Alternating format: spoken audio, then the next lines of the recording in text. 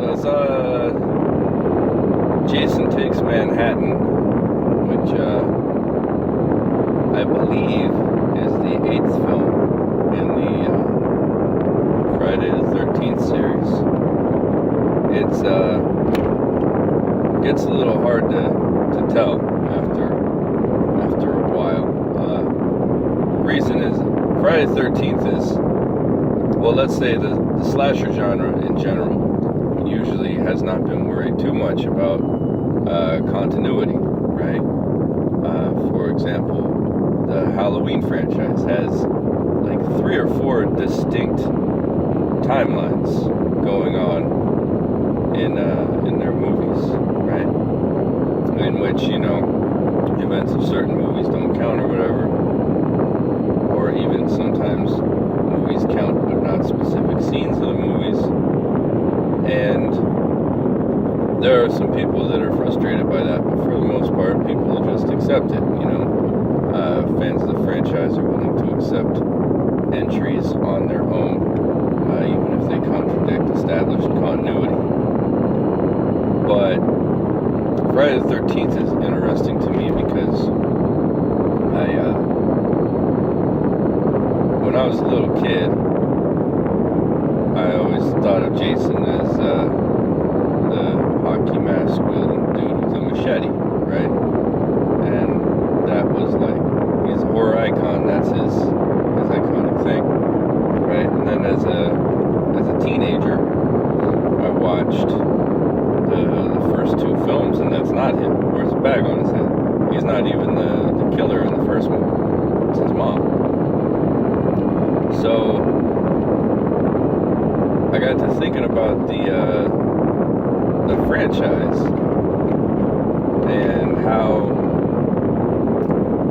it's interesting to me that every time a film makes a change to his backstory or lore or whatever, like, that change seems to be like retroactively part of the continuity in people's memory.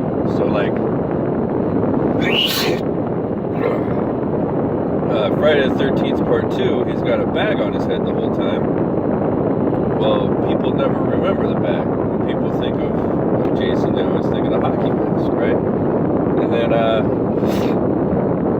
also in Friday the 13th Part 2, he's got a little shack in the woods. But in later films, he basically lives like at the bottom of Camp Crystal Lake, and that's what people think of when they think of Jason. So like, even if people are thinking of the first handful of movies, a lot of times their memory will correct the details into the canon from the later films, right? And what does this have to do with Jason Takes Manhattan? Well, Jason Takes Manhattan is not a good entry in this franchise. So, previously, and I believe it was number 5, but I might be wrong. A lot of them do tend to blend together for me when I'm watching. Usually, because when I watch them, it's as a marathon, and it has also been a while. This one I just happened to catch by chance. So, I believe it was number 5. Jason actually becomes a supernatural being. Before that, he's just a dude who likes hacking up teenagers, especially if they're fucking. But once Part 5 comes along, this dude comes to Jason's grave with the mission of like desecrating it, destroying his corpse, so that nothing, he needs closure. And Jason gets struck by lightning and becomes a zombie. Again, people tend to think of Jason as a zombie, but 4 movies where he was just a dude. The continuity thing I want to bring up because just it doesn't work at all in Takes Manhattan. it's almost like they came up with this idea for a supernatural slasher, and they made the movie, and then at the last minute they were like, hey, this guy kind of reminds me of Jason, and then sort of like edited it into be Jason. I know that's not what they did. They were basically they were trying to get away from Camp Crystal Lake to sort of re-energize the franchise, right? Give it a new setting and update it. Same thing as when the Leprechaun went to the hood. Same thing as when the Leprechaun went into space. Same thing as when Jason went into space. That'll be a good debate sometime. We'll have to have a talk about it. Which is the better slasher in space movie? Jason in space or Leprechaun in space? We'll have to see.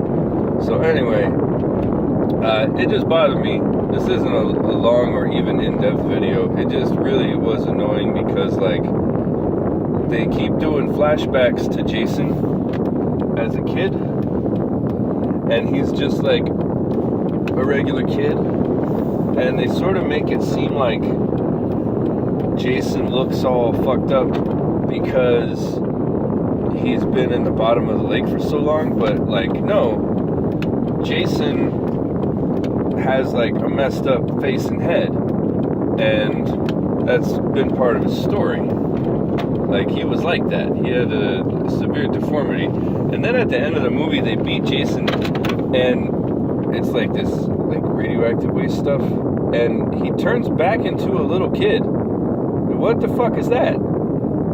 How does that even work? So I don't know. It was annoying. If you were part of the production for Friday the 13th, Part 8, I want you to